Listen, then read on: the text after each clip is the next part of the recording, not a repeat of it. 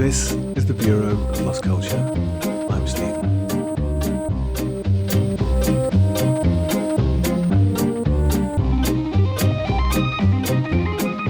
We often talk about the counterculture here at the Bureau, but occasionally we like to explore other kinds of lost cultures, sometimes far away in time, sometimes far away in space.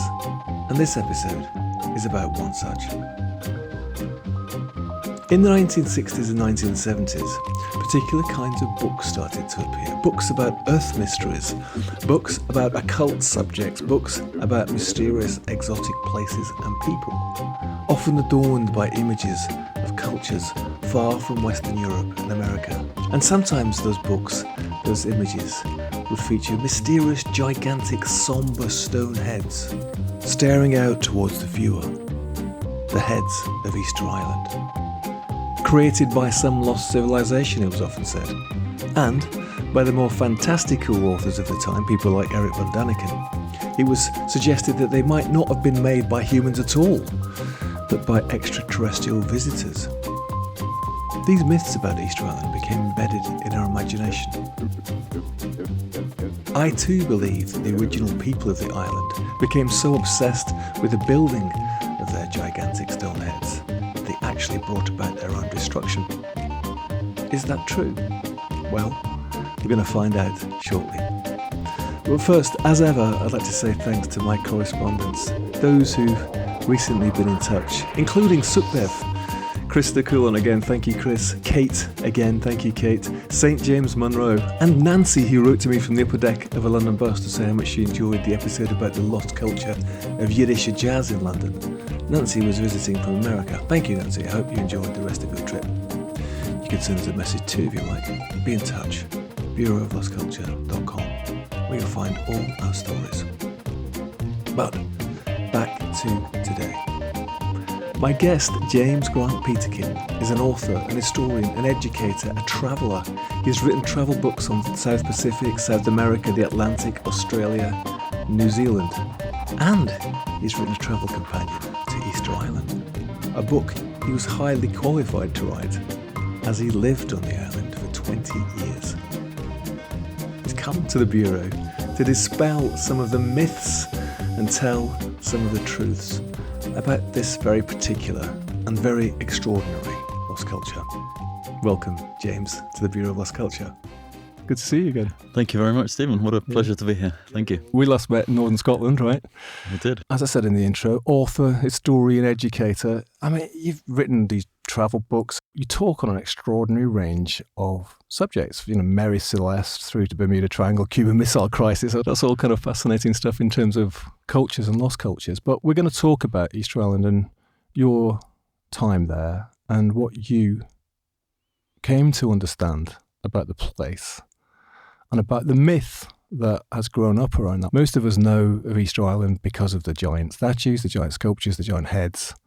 But what about you? Do you remember the first time that you had any sort of inkling or even heard about Easter Island when you were young? I mean, like many people, I got fairly addicted to Game Boys and those sort of handheld computer games. And I do remember there was a Mario game in which one of the backgrounds was the heads of Easter Island. Right. And it didn't really mean anything to me as an island, but I suppose it represented everything that was exotic.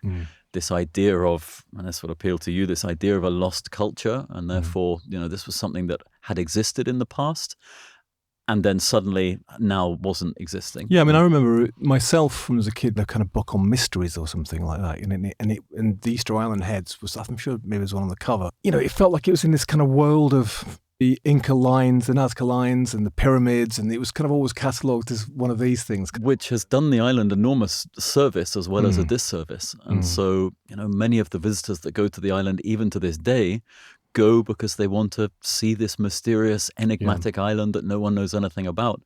So for me, I really didn't know anything about Easter Island.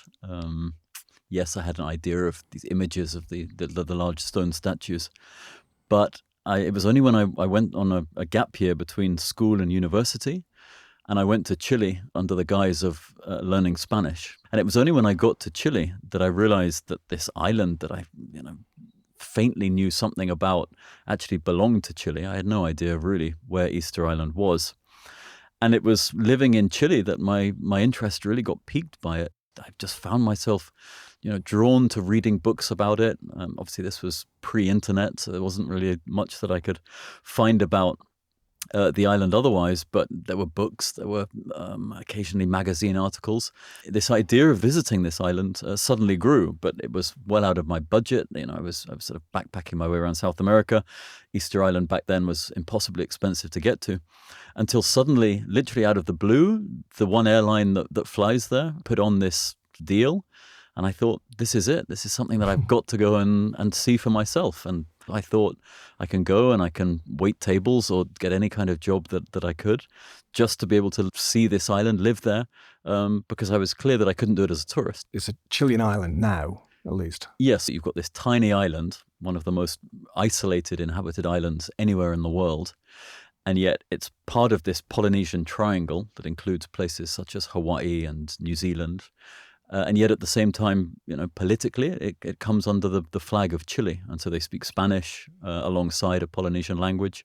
And that's really what became key to me in terms of how I actually sustained my being able to live there. Yeah, and I mean, one of the reasons it's so expensive to get to is 4,000 kilometers from the coast of South America. To put it in real terms, it's a 5.5-hour flight due west over absolutely nothing. I mean, there's no other land in between. And so, I mean, the equivalent of flying from, I don't know, London to Dubai or something like that, but absolutely, nothing but ocean. And so it is amazing. You sit on the aeroplane and then, of course, after 5.5 hours, this rock appears, out of the middle of nowhere. And I remember the first time I saw it, and you're looking down at, you just cannot believe that back then, 4,000 people, for them, that's not just their life, that is their world. That's their world. Back then, not many people had left the island during the entire duration of their lifetime. In terms of terrain, it's the peak of a mountain, is it? A mountain range or something? It is. So it's a mountain range, but you've just got a couple of peaks that just about appear above the waterline, of which Easter Island is the highest point. And how big is it? It's about 60 square miles. So, but to put it in kind of real terms, if you get in your car and drive around it, it takes about an hour. Wow, that's tiny. So I'm guessing that most listeners know about the statues, the heads of Easter Island, but for those who don't, just describe them. So Polynesians had always, in the sort of thousands of years that humans had slowly been coming across the Pacific and therefore settling these uninhabited islands in the Pacific, they had always, part of their culture had always seemingly been the representation of important ancestors. So after their deaths, important ancestors would normally be recognized with a small carving, a stone of some kind. And so when the first people arrived on Easter Island, probably in about 1000 AD, so about 1,000 years ago, it seems that they therefore arrived with this belief very much ingrained within them, and that what they found was suddenly an island where there was an abundance of stone, there was an abundance of fresh water, it was relatively small in size, and therefore this culture was able to basically thrive in a way that it hadn't done anywhere else in the Pacific. And then built or carved or created these giant sculptures, statues you call them. I mean, some of them are absolutely huge, 20 meters high, 100 tons. Yes. I mean, we're talking absolutely gargantuan. I mean, they dwarf Stonehenge, for instance. Exactly. And so that's why sometimes when, people will make comparisons between one culture and another, or certainly one stone carving culture and another, people often don't realize not just the scale of each of these, or some of the statues on Easter Island, but also the extent. I mean, there are almost 1,000 of these statues on this small landmass. And so this wasn't just a couple of crazy carvers who decided that this might be a fun thing to do. This was an island-wide obsession that for hundreds of years dominated, controlled basically the island population. I mean, it absolutely kept the island, focused. It kept them under control. So it was key.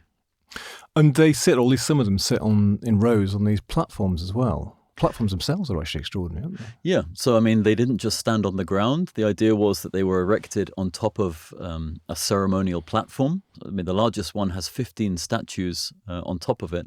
You imagine the size and the weight of those statues. I think the largest one is about 200 meters in length, 2 or 3 times our height. And if it was just the platforms, people would come there and think, wow, this is pretty amazing. But the fact that actually no one looks at the platforms because everyone is focused on the statues on top of them, again, it just means that you come away from the island just thinking, what was it that these people, they were on something pretty powerful. I want to come back to what you think that they may have been on, and also, of course, how they did it, the technology involved in actually being able to do that. But let's just back up a wee bit, because you said that they came to this island, but you've also said that it's a very long way to any other land. Tell us about these people who arrived there in 2000 AD. How could you set off on a sea voyage without knowing what your destination is?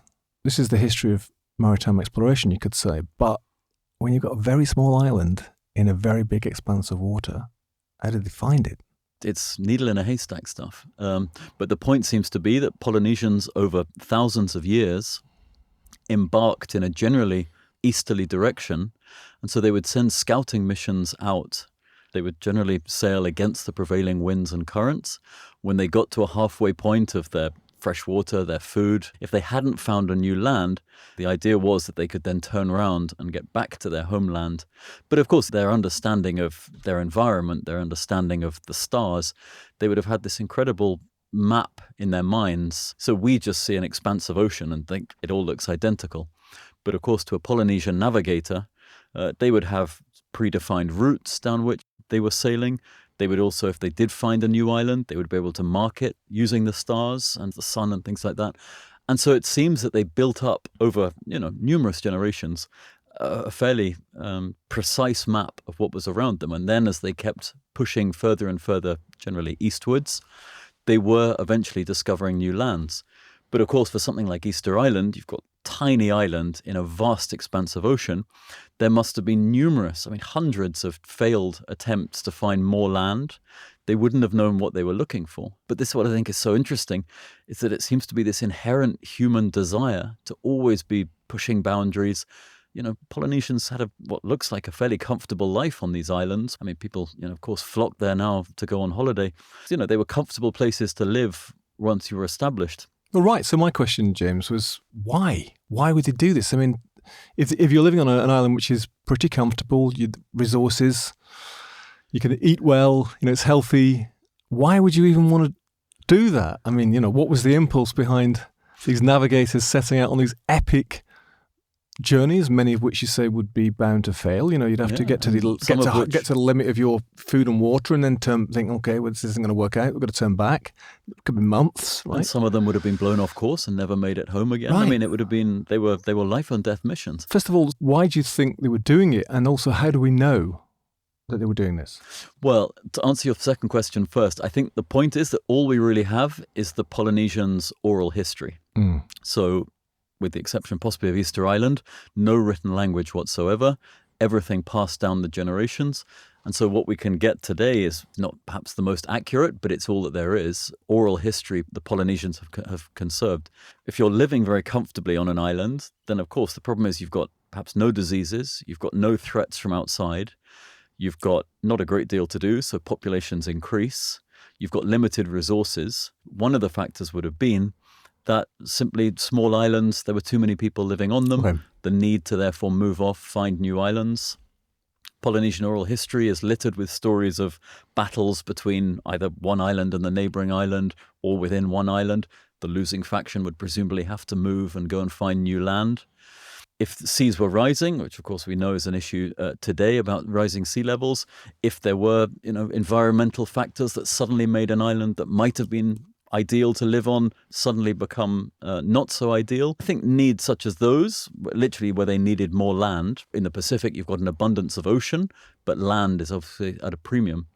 But also, there is this human drive. I mean, in the same way that we could say we're comfortable here on Earth, we're looking at Mars, we're looking at other options. There will always be people who want to know what is over the horizon, what is beyond what they can see.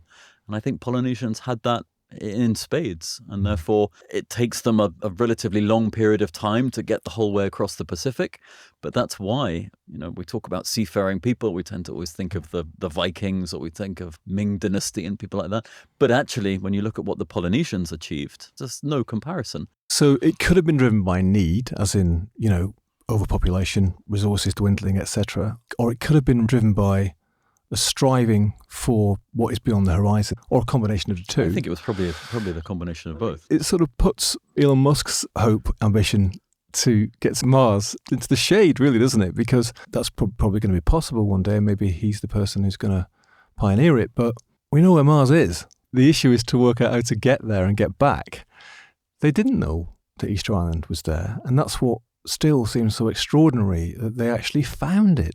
And I think you said earlier maybe that what we don't realise is that for what for us could be an empty, vast expanse of ocean, which we see as one thing, there might be lots of very subtle signs that indicate possibility of land, do you think? To do with the weather, to do with maybe birds or fish or currents. Or maybe there's a whole range of signs which are invisible to landlubbers in the modern age, which to people who are much more tuned into their environment and to the ocean itself. I think without a doubt, these were skills that over generations they clearly learnt. In the same way that if you watch a stick in a river and you watch how the water goes around it, if there was an obstacle up ahead long before you could see it, someone that knew what they were looking out for would be able to tell in the way in which the currents worked. They would look at cloud formations. They would look at the presence of organic matter, green leaves floating on the surface of the ocean, the behavior of birds, particularly birds as they go out to feed in the mornings, come back in the evenings. All these kinds of things would actually provide this arsenal. They would have seen it as, yes, there was a huge element of risk, but they would have had their toolkit, if you like, that they would have certainly increased the possibilities that if they got closer to an island, that they would actually find it. So they did find it, and we know that they found it about 1,000 years ago. What was Easter Island like when they found it?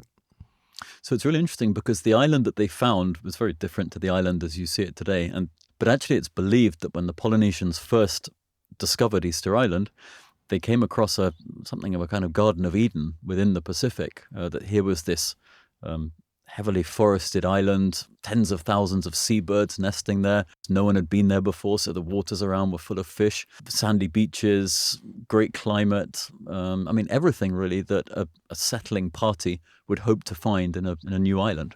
Do we know whether once they'd found it that they were sending people back to where they'd come from, and there was sort of traffic between those two places? Well, this is really interesting because elsewhere in Polynesia, there is very much that sense that there was always this to and froing, there was this trading between islands, this constant sort of traveling back to the motherland, wherever that was, in terms of renewing the gene pool, in terms of trading for things that you might not have on your island, but a neighboring island did have.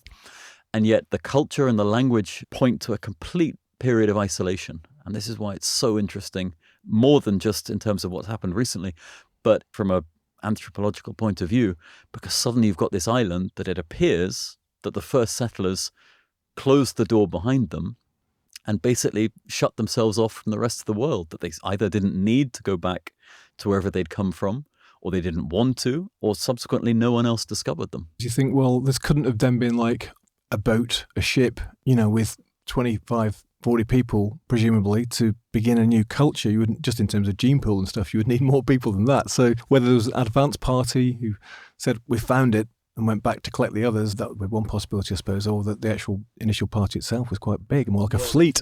They think that initially they would always just send scouts out, okay. So literally professional island finders, if you like. They would find a new island, they would mark its position, they would sail back to where they'd set out from, which in the case of Easter Island has to be a voyage of at least 1,500 miles at least, come a long way wherever they've come from, and no one knows exactly where they did come from. How long would that take? Minimum of several weeks. Presumably if they've said, look, this is the island, we think it's good for settlement, then the decision would be taken to then load men, women, children, plants, animals, everything you could possibly need to start a new society on an otherwise virgin island. So they brought the flora and fauna with them? One of the jobs that it's believed of the scouts was to obviously do a good recce of the island, find out what's there, but most importantly, find out what wasn't there. Because a lot of the plants and animals, had to be brought by man, and therefore that's why one of the ways that we've been able to track this Polynesian migration from one side to the other by the plants and animals that they brought with them. So they bring the flora, they bring the fauna, they bring the people.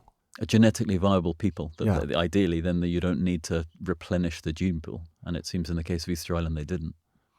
And also, in terms of what we're going to talk about next, they bring the culture. to the culture that you've referred to already, specifically this practice of creating fairly small carvings at first, which represent the ancestors in some way, so put you into a relationship with the ancestors. We see this in different cultures around the world, even in our culture here, the making of stone monuments to connect with the ancestors or to provide some sort of ritual context for a spiritual belief beyond the mundane and the day-to-day. That's something that they bring with them too. And what happened next, however extraordinary and unique it was, you can connect that back with the other cultures of Polynesia. That's what you were suggesting, right?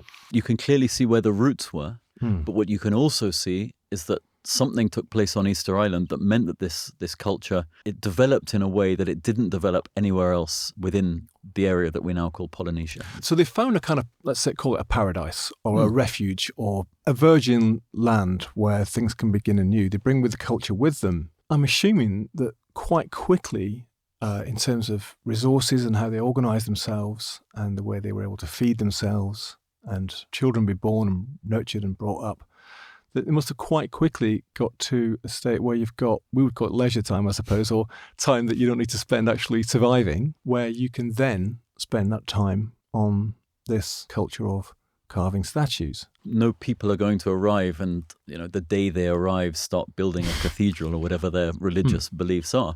And so we always assume that the first perhaps couple of hundred years, and the dates of some of the early carvings would tie in with this, perhaps up to 200 years of survival, settlement, very much establishing themselves, making sure that they were there for the long term, that this wasn't just going to be a sort of temporary habitation. Once you've got that established, once you've guaranteed your survival, you've now got much more time and the freedom to start expressing your religious beliefs, practices that perhaps aren't necessary for survival. And so this is where ancestral sports and things like that seem to come from. Because again, humans in any environment, religion seems to come to the fore, diversion and having fun as well. And you start to get this impression of a people now that are settled on this island and they can start doing some of the other things that we also like to do. For all we know, they may have regarded this practice as essential to survival. As in, for those of deep faith, these practices are completely essential. They're not separate from necessarily from feeding yourself, right? I think they were. I think that's the point, that there was belief that people of certain standing, people of certain abilities possessed, the Polynesian word is mana, M-A-N-A, and the idea was that a person, when they died, that mana was transferable to other people. It was still very much present even after the death of that person. And mana could even exist in inanimate objects. You could have a particularly good canoe or a fishing hook that was very successful for fishing, and it was believed that in this relationship with the gods that mana had been bestowed on this canoe or this fishing hook. It was transferable. We talk about that 200-year period of settlement. I don't think that it wasn't that they were in any way honouring their dead. It was just that it didn't take on the same form as it would come to do in the sort of golden era that was then shortly going to follow. What you talk about as mana, then we could see as soul in some way. Also, the kind of pagan worldview in the West, where the entire world is animated. Trees have spirits, rocks and stones and springs have spirits, and mountain peaks have spirits, and rivers and paths, which is a kind of a vision of the world as personified in some way, I suppose. So, assuming that it was something like that, and the carving of the statues, they basically started to get bigger and bigger and bigger, right? Yeah, so I mean, as with anything, they started with an art form that they perhaps didn't have much experience with, because presumably on each island you had different types of stone, different tools. You could only deal with one thing they didn't import with them was stone, and so you very much relied on what you found. But it just so happens that in the case of Easter Island, you've got this one extinct volcanic crater that is made out of a certain kind of tuff, a hardened volcanic ash that by stone standards is very soft. It's there in abundance, it's accessible, and so it suddenly becomes this perfect quarry for any kind of carving that you want to do. And alongside that, you've got hard basalt, which is very good for carving stone with. And so you've got the raw materials that you need. So yes, they start small in the way that anyone would, but amazingly, in a relatively short period of time, suddenly the statues, they get larger, they get heavier, and they get transported to every corner of the island erected onto ever larger platforms, suggesting therefore that they got very comfortable, very adept at doing this art form, and it became incredibly important to them as well. It sounds like as though it would need an extraordinary amount of organisation, a hierarchy, I suppose, of some sort, a collective vision. We're going to spend the time that we've got, that we don't need to spend surviving and rearing children and all the other things that one does in one's life. We're going to actually devote that time to this practice. So that does imply a kind of very sophisticated degree of organisation, doesn't it?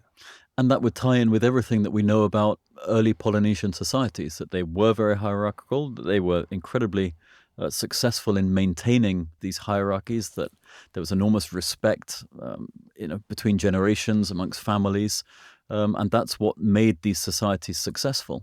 And it just seems that Easter Island is a particularly good example, because you can see that if a handful of chiefs say we need to carve a 10-meter statue, if you haven't got buy-in by absolutely everyone in your tribe or whoever it happens to be carving this idol, then that clearly wouldn't have worked. And so Easter Island is a good example to show that, yes, for 500 years at least, this society was completely united in this belief. There were quarries, there were places where you could get the stone.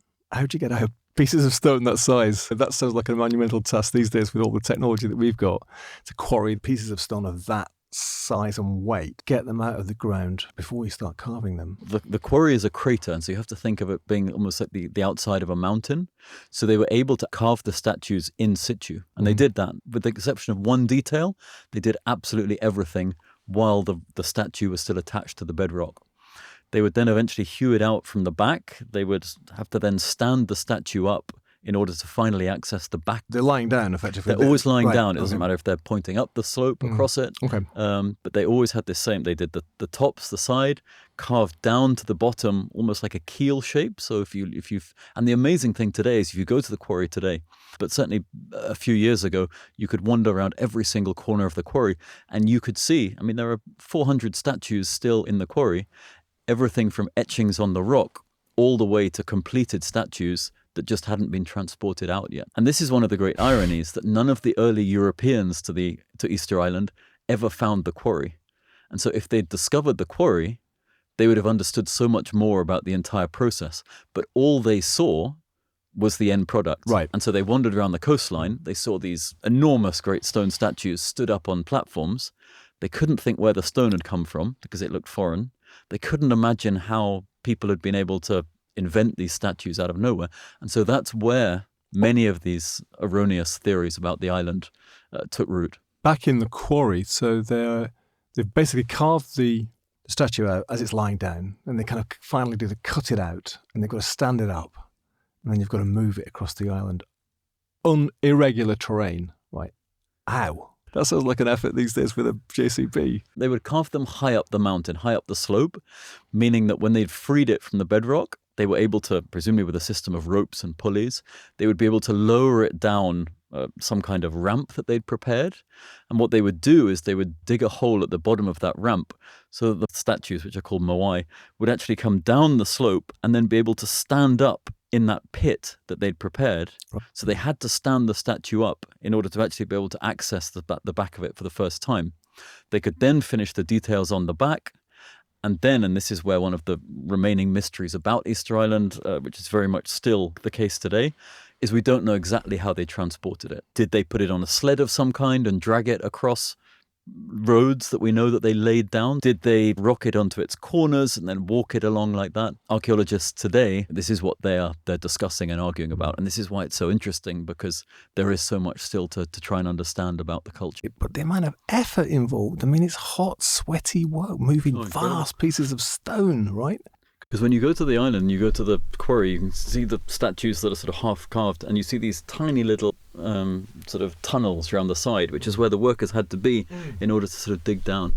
But it's also the permanence of it as well, that a bit like cathedral builders from 300 years ago, you would often presumably start a statue, possibly knowing that you might not ever see the completion of it.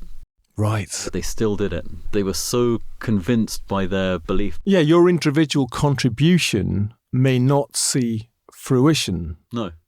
You may be the person who's doing this particular job of excavating or whatever it is, but you don't see the end result. And therefore the vision that you have, the collective vision, has to be all the greater. I mean, I think there was complete buy-in from there had to there had to be, or it could have, on such a small island, I don't think it could have lasted for 500 years. Right. So then you've got what you might call collective consciousness, where the tribe, the community, the collective is much more important than your own individual tastes, preferences, life. You're very much more embedded in this wider context, and that's the only way that something like that could happen. Which I think is why when one lives there, it becomes such a it's quite an impressive backdrop always to have. I mean, you're going around your normal life, whatever, and you've just got these statues always in the background. You know what I mean? I mean, they don't become you don't have any sort of direct interaction with them anymore, but they're all there now, restored, stood back up on their platforms. And I guess it is a sort of reminder that you're slightly in this sort of antechamber to something much bigger, and again, something much bigger than any individual at any time. In modern times, the only time that's really happened is in wartime, isn't it? And when the First World War in Britain, there was this kind of collective sense of, we're doing this together, and the individual deaths, the individual suffering is not as important as the great. Which I think is why it's so popular now to look back on those periods, and people, of course, would that happen nowadays? And you might get a glimpse of it at a football match or a rock concert. Yeah, when everyone's in unison, I suppose. Yeah. They did it, as you said, for a period of 500 years, and a monumental endeavour in all respects, and the statues themselves, Moai, they are mysterious in some ways to our eyes. They have this rather foreboding, sombre look. Today, yes, they look rather austere. They look rather sort of threatening, rather dominating. But I think at the time, if you believed that was an ancestor, in the same way today you might have a portrait of a grandparent in your house, or you might walk into an office and there might be the chairman. And I think if you saw it, and you very much believed that this statue was giving you, on a day-to-day basis, their manner. It was giving you this power, this prestige, everything that you wanted. It was bringing you luck, if you like, as well. Then in a way, you would almost feel protected by it. This is the slight misunderstanding about it, that when we go and we visit today, we see it as something quite almost threatening.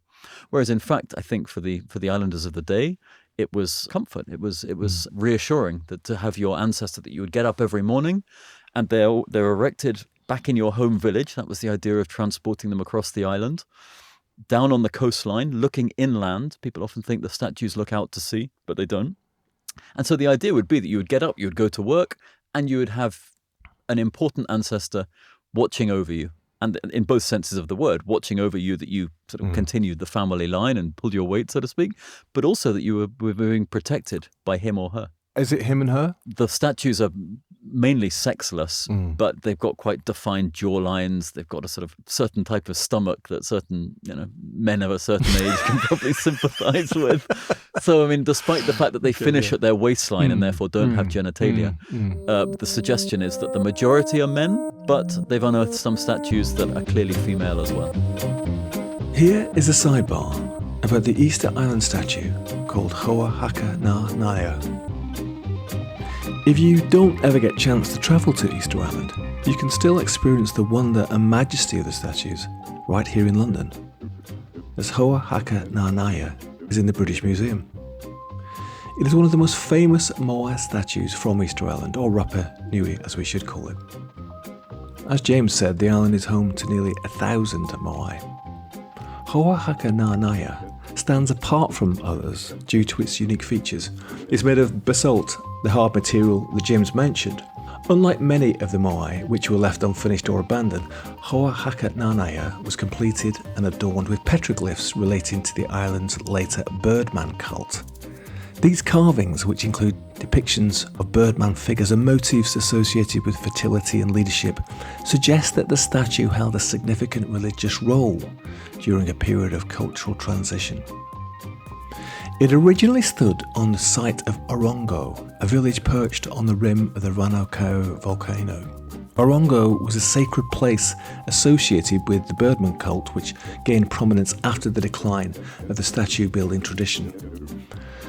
The cult revolved around an annual competition in which participants sought the first egg of the sooty tern, a seabird that nested on the nearby islet of Motu Nui.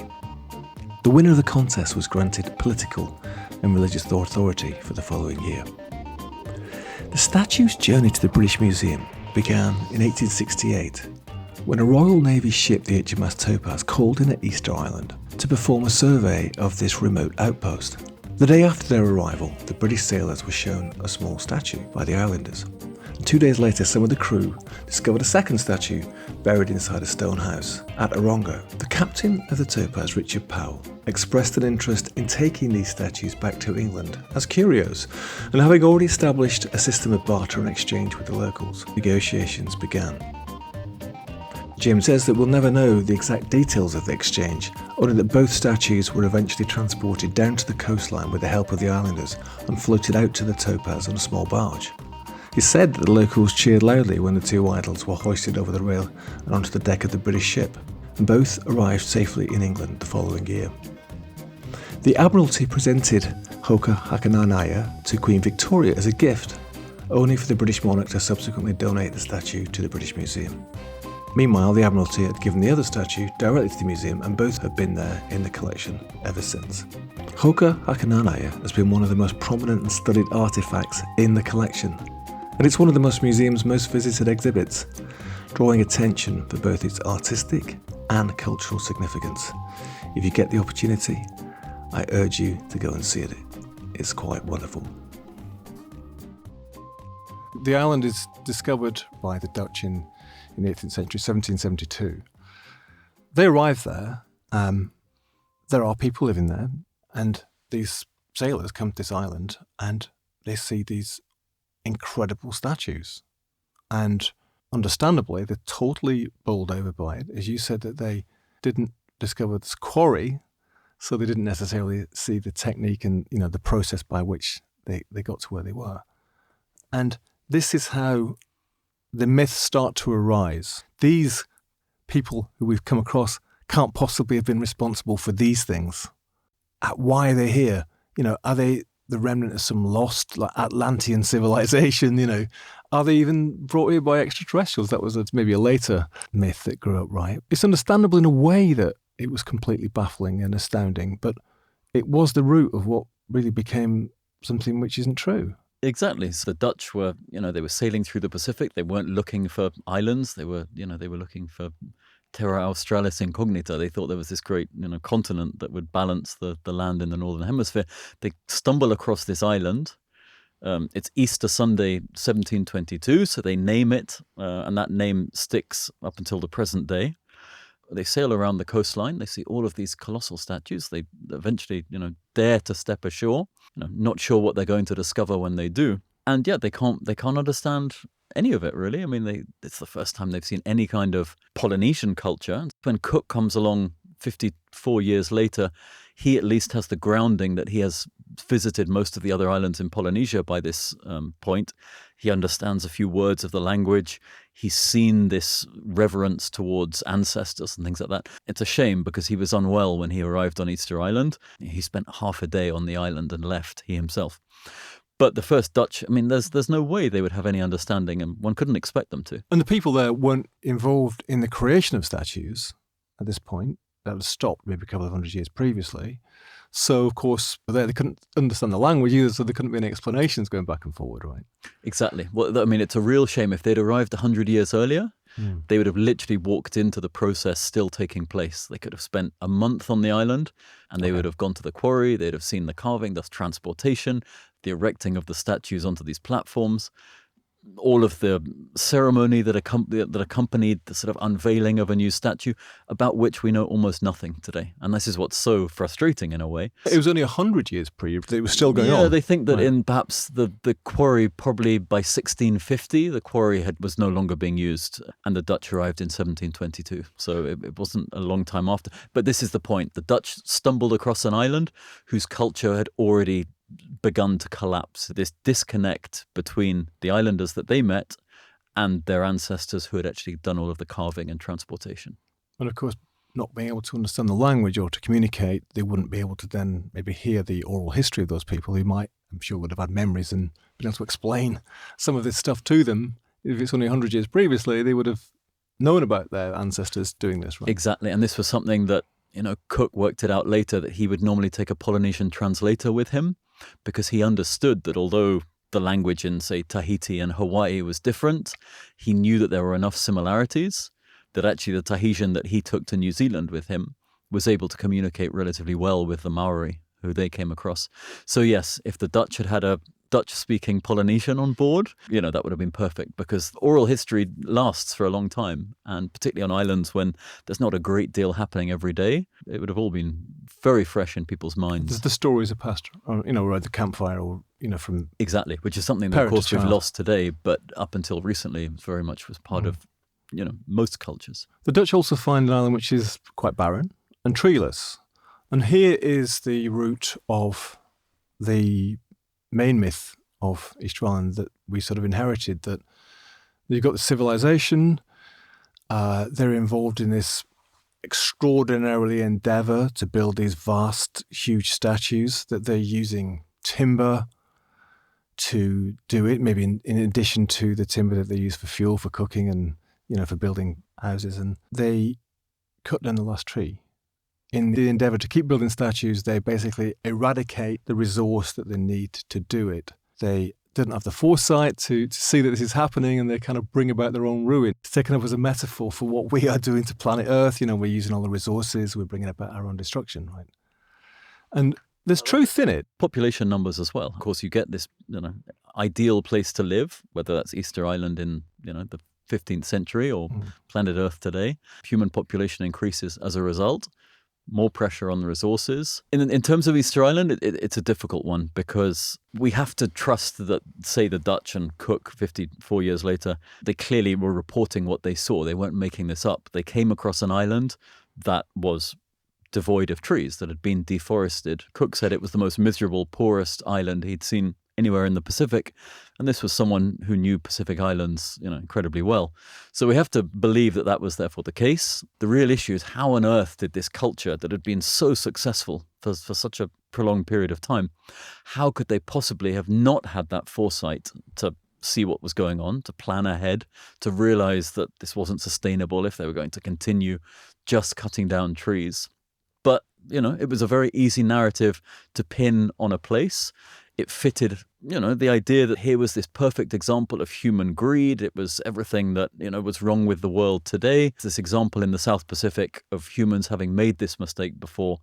And, why weren't we learning from the mistakes of others?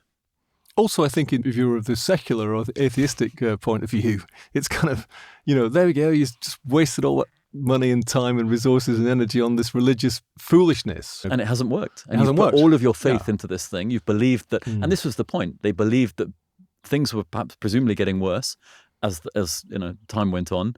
They thought bigger and bigger statues might solve it. They were also competing with each other. So it's another reason why statues grow, almost exponentially in size over a relatively short period of time. You think there was competition then? Without a doubt. It seems to be human nature that you put a group of people together. They were divided up into tribes, which, they were extended families basically, but there were 11 or 12 tribes. And clearly, if you see your neighboring tribe has just built a 12-meter statue, you're going to be marking out an area of 15 meters when you next go to the quarry to represent your important ancestor. And so I think that definitely was the case. You discovered, I think, through your researches, that it wasn't so straightforward, that they did plan, actually. They did see it coming. They did realize what was going on. They didn't sort of walk blindly into disaster. How did it stop? What did they do when they realized that it was unsustainable? It's a lot more complex than a basic narrative. People want something in 30 seconds.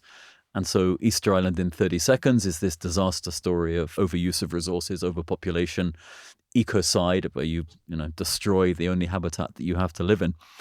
But what suddenly archaeologists began to realize was actually that when they looked carefully, there were signs that clearly they had been trying to adapt their behavior and did adapt their behavior for what was taking place around them. Yes, it seems that they were caught by surprise, perhaps by the speed at which things began to go wrong. Other people have talked about the introduction of diseases from outside and things like that. Many other factors that have basically come into people's realization that it wasn't just this simple model that people wanted it to be, that fitted very neatly with what they thought Easter Island could teach humanity. Deforestation increases soil erosion, doesn't it, for instance? So it's not just that you get rid of the trees, but then the actual soil isn't bound together, so you get some adverse weather conditions, terrific storms and winds, and you can lose the soil.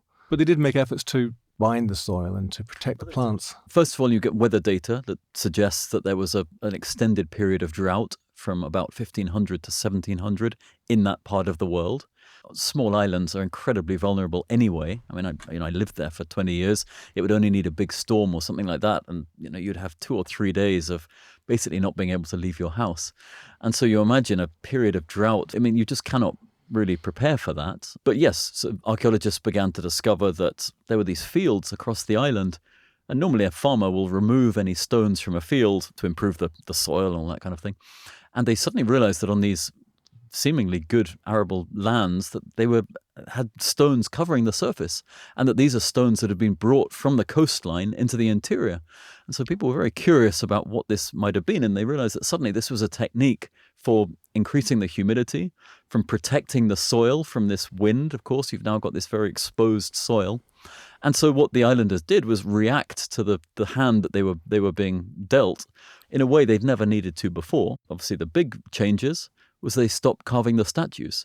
If you walk around the quarry on Easter Island, where all of these hundreds of statues still remain, you can see them in every stage of production, because this hasn't been something where they've said, in 20 years' time, we're going to close this quarry, so don't start any new projects, just wind down the ones that you're doing.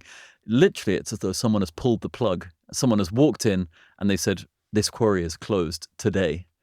Workers have dropped their tools, walked out. The energy of that quarry is still there, and that's what's so amazing. One can't help but wonder who it was, whether it's one person or whether a group of people, had the power, the authority, and of course, I suppose the foresight to say, okay, it stops here. If you've built for hundreds of years, your culture on doing this, devoted your time, your energy, your resources, your myth, your faith, your inspiration, your hopes on this practice, and then, somebody say, well, if we keep doing this, we're going to be gone. Stop right now. Must have been absolutely devastating, right? You imagine that perhaps at the beginning there would have been a small group that would have said, look, this isn't looking good in the future. The majority would have said, don't worry, you're wrong, we'll carry on. The gods will save us or something. Exactly. We're absolutely dead. We just need to put more work into producing more statues or bigger statues, whatever it is. Until eventually, presumably, the majority suddenly realizes that actually what they're predicting seems to be coming true. So it stopped. These narratives, these myths that were going to put, it was different people who built the statues than these poor people who Cook came across and the Dutch came across. It wasn't. It was the same people. Yeah, so the descendants of the same people that had done the carving and transportation, just in a very different circumstances, but as isolated as their ancestors had been as well. And this was the point, that if you cut down trees or if you stop building canoes and you lose the ability and all of that knowledge that we talked about at the beginning to actually carry on and search for other islands. And so of course, you run out of resources, you overpopulate an island, half the island then, heads off somewhere else. And they would have looked, they must have searched when they first got there. There's no reason to believe that they understood they were at the edge of Polynesia as we know it today.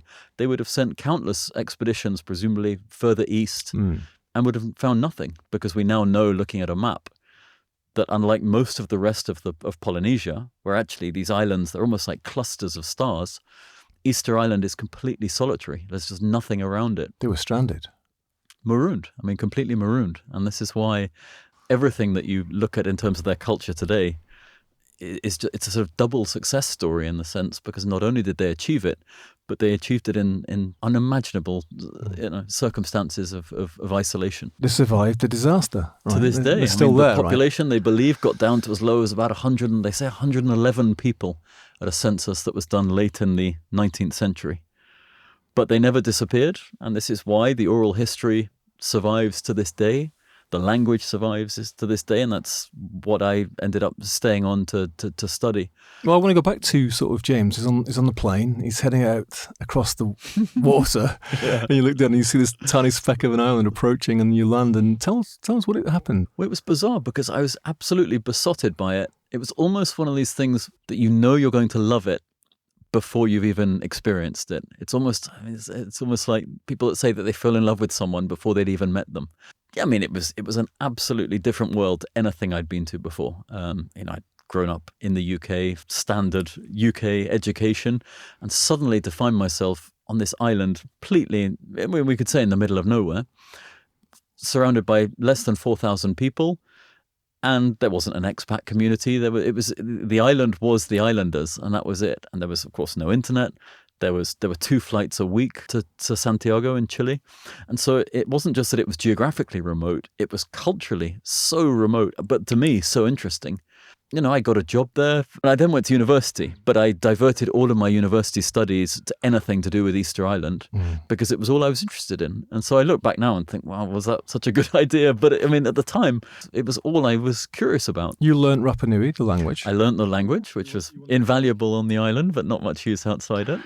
You're one of the very few people who speak it who's not from the island, right? Yeah, I think there's about 5 or 6 of us because it's quite an undertaking it's not a necessarily particularly easy language, but it's more that the only place you can learn it is living on the island. And so, you can't really learn it on an app or something here. You went back? I finished my university studies. I went back. I thought for one more year, I'll just come back for one more year. I'll get this place out of my system. And then I'll go and, go back to London and work in a bank or something and, have a mainstream life. But I was early 20s. I was at that stage of life where you're trying to work out what you want to do. I wasn't interested in anything that wasn't related to Easter Island at that point in my life. And I thought this is an absolute untapped gold mine. And I don't mean from a sort of financial point of view necessarily, but I just thought the world hasn't woken up to this. The archaeology there is just unbelievable. And, you think of everyone getting really excited about Stonehenge and things like that, which is fine. But here was this island with, I felt, 500 Stonehenges all around it, and no one was coming. There were, I think, about 10,000 visitors a year when I first went. Where were you living? What does the place look like? I was doing anything I could to fund my life there. So I taught English. I initially worked at a restaurant. I waited tables, worked in a bar, that sort of thing. What did they make of you then? They thought it was bizarre because they couldn't understand. It shows how things were. There was no process to actually stay there. There was no, now, of course, anywhere you go, you want to stay somewhere, you have to jump through certain hoops. And I remember I had to arrange a meeting with the island's governor to tell him, basically, I didn't want to be a tourist there. I wanted to live there. And so I had to actually go and see the governor directly. And I remember he looked at me and there was a long period of silence. He just looked at me and he said, "Do you play ping pong?" And I said, "Yes." And he said, "Come to my house tomorrow afternoon and we'll play ping pong." And I said, "Well, what about my immigration status?" And he said, "Oh, that's fine. Don't worry about that." Because what I only realized afterwards, is that no one at that stage was trying to live on Easter Island. Right. Whereas now they've closed the doors completely. You can't go and you can't move to Easter Island now because in 20, 25 years. Not even if you play ping pong? Not even as a ping pong player.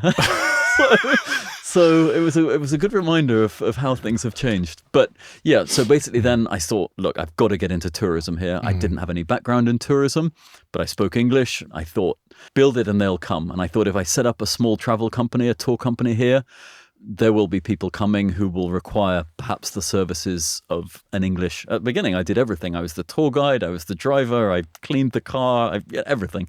And eventually I was able to build quite a niche tour company, which up until COVID was great. It was a great way to live on the island, to stay there and to, I felt, provide hopefully a good service for people who were curious as I was to get to know the island better and to actually cut through some of the myths that surrounded it. You tried to integrate as much as possible. You studied its history, obviously, as we've heard, its culture. You learned language, Rapa Nui, right? You got involved in cultural events. You got involved in sporting events. Listen, I have to describe this picture to you, this photograph of James. I can only describe it as in a posing pouch, carrying 2 big bunches of bananas in a race. James, I'm assuming that was a cultural sporting event. Yeah, so this was one of the ancestral sports that we talked about, and this was one of the, I'd say, the easier ones, because some of them were pretty. I'm not sure Red Bull would even sponsor some of them these days. But yes, so one of them was a running race, but just to make it more difficult, you had to carry, I think it was 20 kilos of bananas. It was quite heavy. If you see that photograph, I'm running along in what can only be described, I think, as a loincloth or something. It's not Moses' hammock, is it? Yes, it covers the bare minimums, and that's about it. And running along, and I came safely last in that race. But I suppose it was a good sign because They'd accepted you to the extent that you were actually in the race. That right? I was allowed to participate. And so I think I remember thinking afterwards, feeling quite pleased with myself, not because I'd come last in this race, but because I thought I've integrated myself to a degree that I could have only dreamt about when I first went to the island. You're very modest because also you were the British honorary consul there between 2009 and 2023.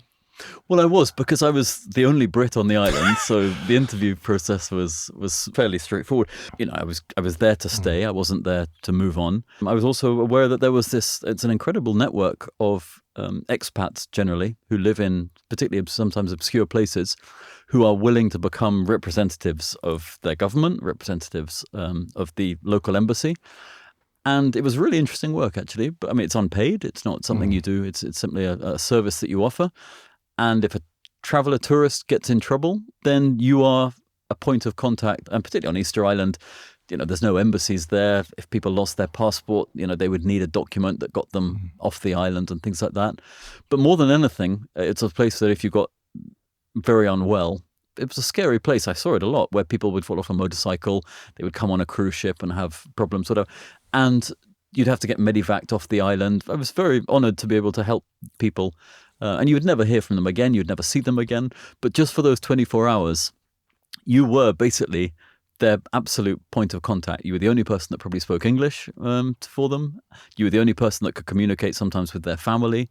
And so I saw some amazing things. I mean, some tragic ones as well, you know, because sadly, of course, some people would sometimes die on the island and things like that. And so it was fairly tough dealing with, you know, family members. Because I was the only person in that role on the island, it wasn't just Brits, so you'd help out basically any foreigner that got into any kind of trouble. And James, you were there right till COVID, right? I was. COVID was brutal to the island, as it was for most small communities. But for an island that depended on tourism, for an island that depended on aeroplanes coming in to deliver food and things like that, suddenly to have the airport closed down from literally one day to the next, ships not being allowed to dock at the island, suddenly we went back to pre my arrival. I would say we went back 50 years, because everyone now started growing vegetables in their gardens. If I had avocados and you had something that I wanted, we would exchange things, we would give things. So for a period of time, it was wonderful and it was kind of heartwarming. But it was also very difficult because the actual virus came, did it? The virus eventually came. The island was, they played it very well. They closed down for 2.5 years. And so by the time the virus came to the island, it had, I suppose, presumed come in its most benign, weakest form. And so everyone got it. Most people got a bad cold. No one died from it. So in that sense, they were vindicated from by their decision. But most people went broke during the 2.5 years, because it's an island that relies entirely on tourism. And so as soon as you stop the airplanes, you stop the boats, then no one's got any kind of income.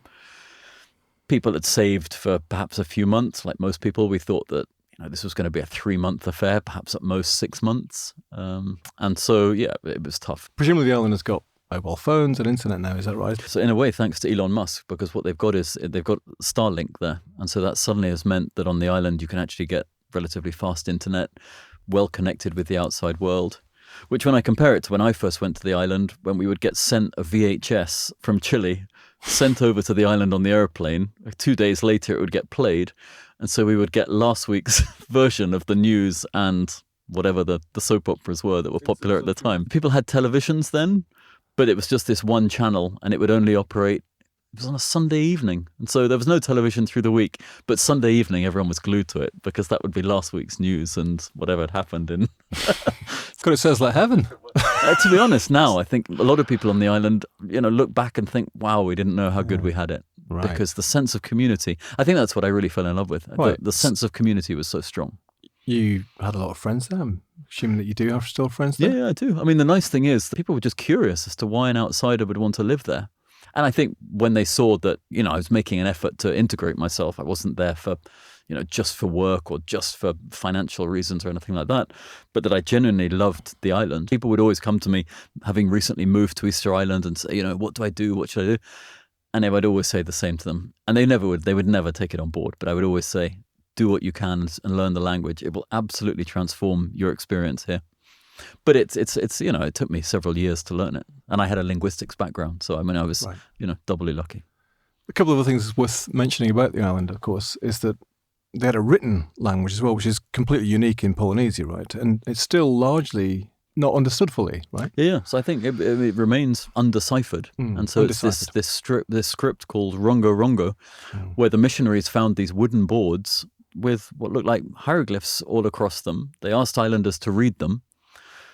Different islanders read the same board in a different way, it's different sounds, but they noticed that they were all turning this board as they read it. Linguists have since realized that this is a script that goes in one direction from left to right. The next line is then, you have to turn it 180 degrees because the next line is left to right, but also upside down.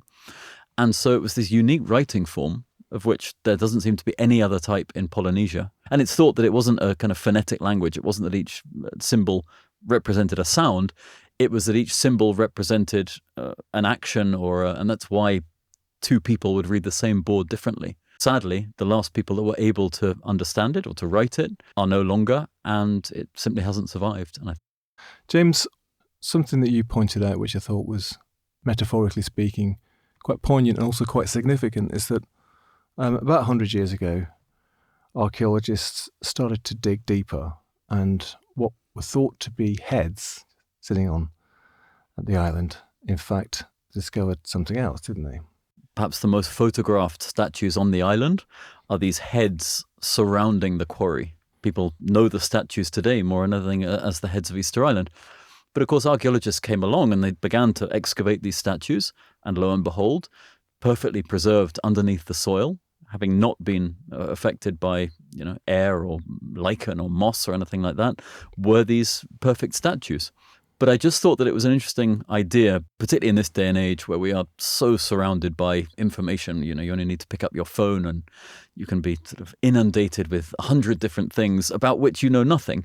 Easter Island is a good reminder that for a long period of time, everyone thought those statues were just heads, and that was therefore the name given to them, until an archaeologist or team of archaeologists came along and revealed that there was something much deeper and much more important beneath them.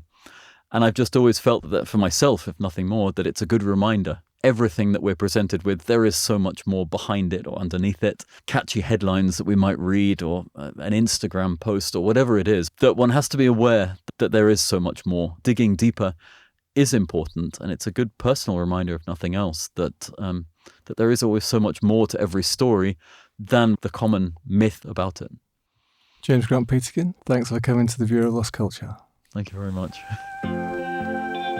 Thanks so much to James. Absolutely fascinating stuff. I hope you enjoyed that as much as I did. In the sidebar, I mentioned Hoa Haka Na Naya, the Easter Island statue that's in the British Museum. Quite rightly, there's been a lot of debate in recent years about such things, whether they should be returned to their places of origin. I'll put a link in the show notes to James's blog post on this particular subject. His perspective is very interesting, and after all, he knows a lot more about what the islanders actually think than many who get hot and bothered about such things on the internet.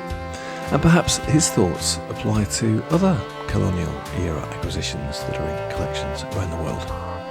But see what you think, and let us know. It's always great to hear from friends with suggestions and thoughts. bureauoflostculture.com. I hope we meet again, further down the road, over the hillsides, and round the bend for more tales of lost cultures. Till then, here's the tune, the real Tuesday Wells, Heaven Can't Wait. See you.